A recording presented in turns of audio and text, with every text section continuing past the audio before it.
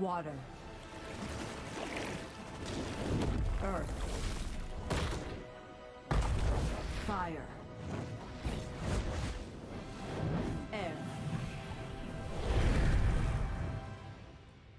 For millennia, the four nations have lived in harmony. A peace made possible by the Avatar.